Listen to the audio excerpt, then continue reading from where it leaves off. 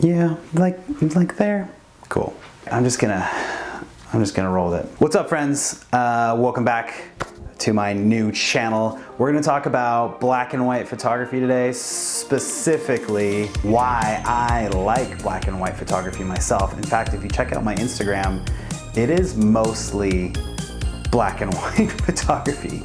And while I'm thinking about it, I feel amiss to be talking to you about black and white photography while I'm in color, so we're black and white. Yeah, black and white photography, just to get this off the bat, I don't think it's any better or any worse than color, right? Like I don't see why you would be able to be like, ew, black and white photography is like always better. It's not. It's the same reason why I believe like cameras are not always better than other cameras overall, right? There are specific situations that black and white I think look great, or color will look great, or this camera will do better than this camera. But at the end of the day, again, it's an artistic choice. It's what you want to do as an artist. How do you want to express yourself in your frame? So don't take it as like, I think black and white photography is better than any other photography, because I'm gonna show you examples of my black and white photography. I'm also gonna show you some examples of some color photography that I believe would never be as impactful as a black and white photo. Before we get into this video, there's a few things I just want to plug really quick. First of all, a big thing that I've been doing through video school and through our community that I've started with Phil Ebner and Sam Shmizu Jones is Photography and Friends. And we offer some coaching, one-on-one coaching. And the link is in the description below, where you can link up with me and I can go over your portfolio, or we can go over your business or gear. And there's links there. And it's really fun. I have 30-minute and hour-long sessions. I've been doing them for now the last year or two. And it's honestly one of my favorite things. And I'm just thinking about this because I just had one before starting to record this video, and I really enjoyed it, and I think it was helpful. I hope it was helpful. I get good feedback. But anyway, check that out. My history with black and white photography stems back to when I was taught photography. Our photography teacher in high school, he had us use black and white film. He didn't want us to think about color yet. He wanted us to figure out exposure and composition. Those are the fundamentals of learning photography, right? You need to learn how to expose an image well, and you also need to learn how to compose a frame and decide where it should go and how it should be in order to get what you're trying to say out of it. Focusing on that when you're beginning in photography, exposure and composition. Black and white allows you to do that. Photography can be pretty intimidating, I think, when you start. I think, there's f-stops and sensitivity and ISOs and lenses and focal lengths and compositions and color theory, and like, it's a lot. To sort of whittle those things down and whittle them away, I think it's pretty cool to learn with limited resources. And what we did in black and white photography in high school was we were only allowed to use one lens, and it was a 35mm lens, and we could only shoot black and white photography, and we did film. So part of the reason with black and white photography and film, this is before digital was ever accessible, was that we had to develop our own black and white photography. So we legitimately saw like the chemicals happening to the film as we were learning, as we were taking photos. And there's just something really like, for me anyway, there's something really like tangible and like raw about shooting black and white film and developing it.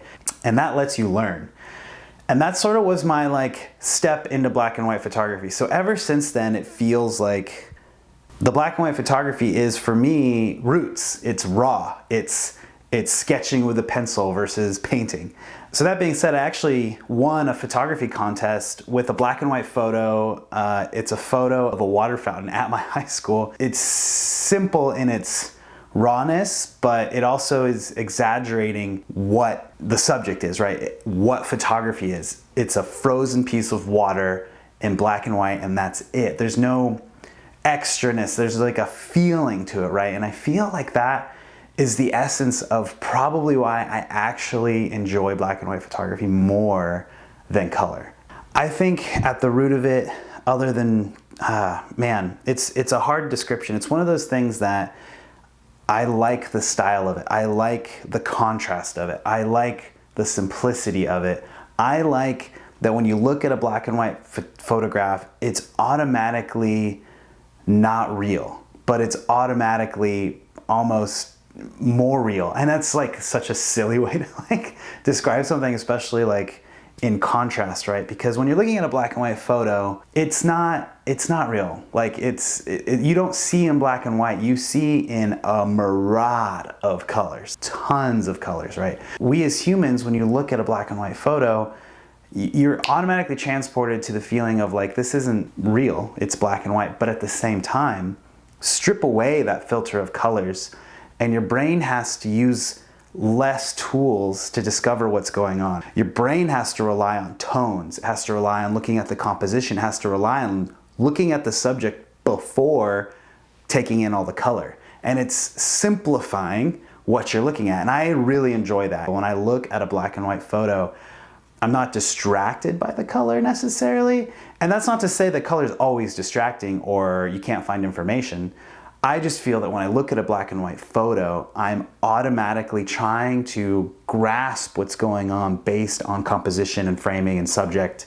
There's also a very famous black and white photographer. His name's Pablo Inarritu. Oh man, I'm butchering this. He basically took black and white into the darkroom and expresses the change of tonality, right? Tones. He would take his photos into the darkroom and he would dissect it like crazy, right? He's like deciding this area is going to be plus or minus exposure, this area is going to bring, I'm going to bring down, this area going to pop up. And he would do this in the darkroom by either letting light hit a certain area of the print more or a certain area of the print less. And that's called dodging and burning.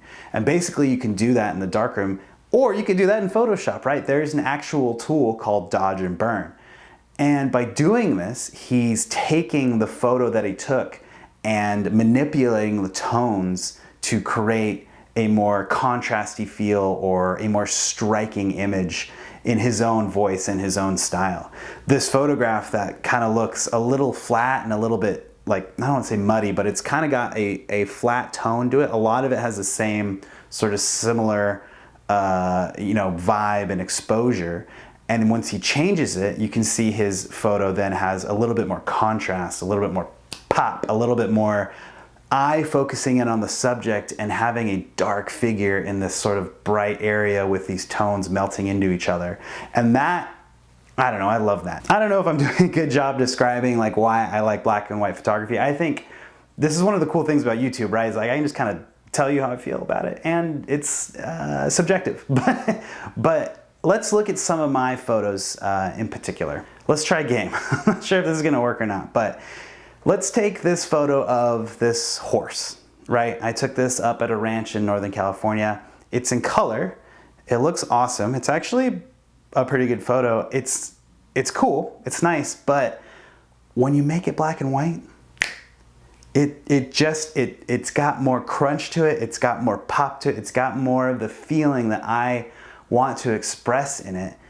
And I don't know how else to describe that. I do this a lot in wedding photography. I feel like looking at photos of people and looking at photos of like a time, it adds this, man, I don't even want to say class, but it adds this sort of timeless feel to it. Like we know it's taken back in the day when there's black and white photography, but it's not taken back in the day. It was taken a few months ago or a couple years ago. It just has that feel of the past, of that moment that was captured that was before. That evokes an emotion that I have been trying to tap into with my black and white photography more so than my color photography.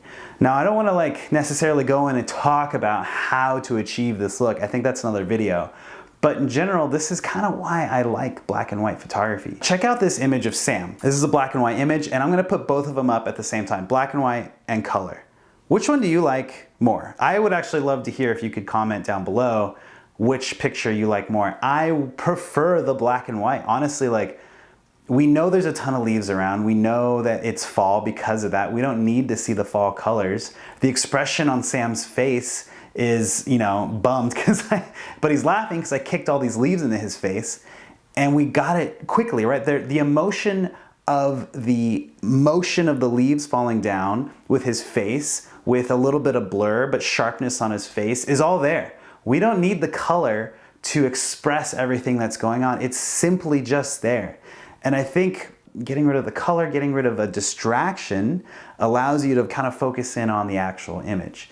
Here's a picture of a couple of Wranglers. Now they're wearing very vibrant shirts in this picture that I'm about to show you. I think you can gain more of a story from the black and white. Now, whichever picture I show you first, you're gonna have sort of a reaction to. So as a photographer, as maybe an editor, you have to get used to sort of looking at one image isolated from the other image. So I'm gonna show you the black and white photo first. The faces on these two Wranglers is very telling, right? Like we understand what's going on. They're in a yard, one's on their phone, the other one's kind of got some sass, and they're actually sisters, and there's a lot of story behind it, right? And I think, to me anyway, that black and white really brings that out. Now let's look at it in color. Like, take a second, hold on. Take a second, close your eyes. I'm gonna take the image away, you can look at me. I'm gonna bring up the color version. Now here's the color version. Now their shirts are bright, right? Like they almost bring a personality or an attitude to each individual person. In black and white, we didn't see the color in the shirt, so we're allowed to infer other things about these people versus maybe what our past experiences have told us about who would wear that kind of shirt would be. So the black and white is taking out that element, and I like that. Like I don't know, there's just something about that. Let's do the opposite. Now here's a picture that I'm about to show you that I think is hands down way better in color. Like it just is. Like to me, there's no way that I can get the same tonality of what's happening in the black and white as the color. Now I'm gonna do the same thing, right? Let's look at it in black and white. Here she is, black and white, stoic looking, off to the side, obviously like a big thing on her head. There's like a curtain behind, like it's cool. It's very interesting what's going on, and you can see the expression in the human. Now let's take it away. Let's think about that image in your head if you got it burned in, memorized it. Now here's what it looks like in color. Right? That has so much more interest and so much more going on, and this is like a really good case of like, you can't always imagine every photo is going to be really good in black and white, because colors do say things, and colors are important to expression and to what you're wearing and what's in frame. It just depends on how you want to present to your audience, and in this case I don't think that presenting the person in black and white is going to be nearly as expressive or as interesting as the color image. You may make a different choice. Again, art, subjective, right? But like here I am telling you my taste would be like, this image needs to be in color because it says more to me than the black and white does. Versus these other photos where the Wranglers are in the colored shirts, the black and white to me says more than the color says to me.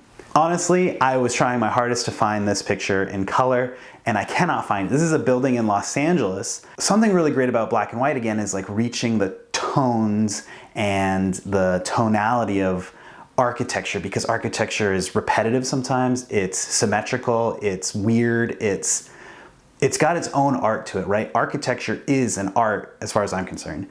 Black and white takes the color and the texture away, and it lets you focus on this really cool repetition, this really cool structure, like literal structure of shapes. And this image, I think, is like a very good example of some really awesome black and white photography.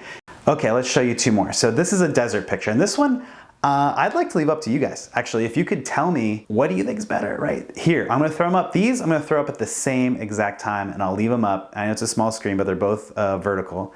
So here's a colored, and here's a black and white. What do you think?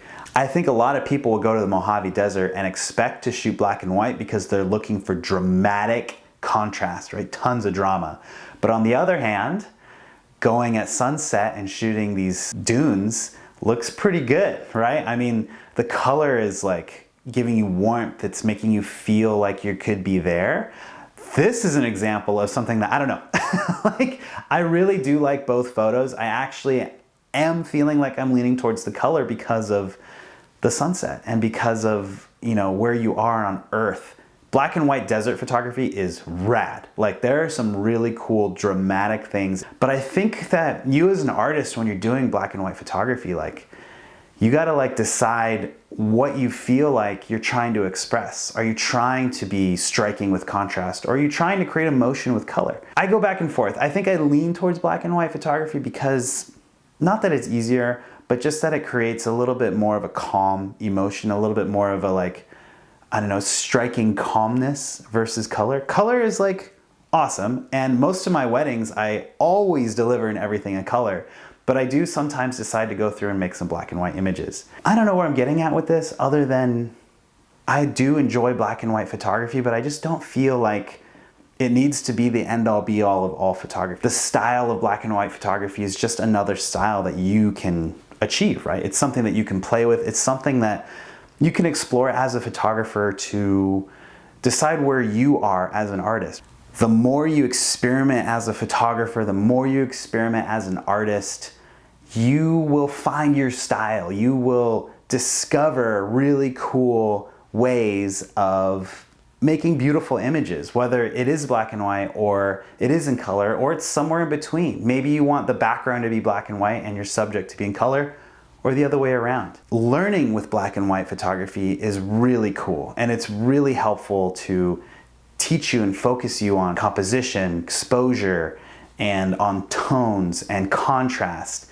And if you can learn those things, be okay with it, then you can start to add in more crazy color theory. I don't know about this video. I'm just trying to describe why I like black and white photography. Hopefully it's helpful. I think I get a lot of questions about my Instagram being mostly black and white photography. It makes me feel happy as an artist, and it makes me feel like I'm expressing my own personality. And if any of you know me like in person, like I'm generally like a very quiet person who does not like to be in front of camera. And I think that that comes across in a lot of my black and white photography. It's candid, it's journalistic, it's quiet, but it's observant, right? It's expressive, but it's calm. And I think that's me as a human. And it's taken me a long time to get there. If you're becoming an artist, discovering the style that is you, that is like part of you, is like crucially important. And when you find that little tick like I have with black and white photography, you should follow it and you should test it and you should push it to the limits, because that's when you're not only gonna find your own style as a photographer, you're gonna find like who you are as a person. And that's really what art is about, is finding out who you are as a person and taking that and expressing it so that other people can connect and feel good. Or sad, which is also good, you know? Expression is good. So anyway, that is my thoughts on black and white photography. Let me know if this is the kind of stuff you want to hear in the comments. Find me on Instagram at William Carnahan. Also, don't forget to like and subscribe, hit that bell for more videos. I'm trying to do a video every week, so let me know what else you'd like to hear about. You can watch my previous videos on what kind of photography I've done. And yeah, I'm just gonna keep doing this YouTube thing. Hope you enjoyed it. Also, I partner with Video School Online of Photography and Friends, and next week, assuming that I'm posting this video on time, we will be doing a live stream with a Q&A announcing the winners from our Photography and Friends group for the competition. We also are launching a really cool community based photography thing that I think you'd be interested in. We'll talk more about that in the live stream. Anyway, I don't know what to tell you. Don't forget, I've got online coaching, Photography and Friends. Like and subscribe. You know what the worst part about filming by yourself is? You have to hit you gotta do it yourself up there. Hold on. It's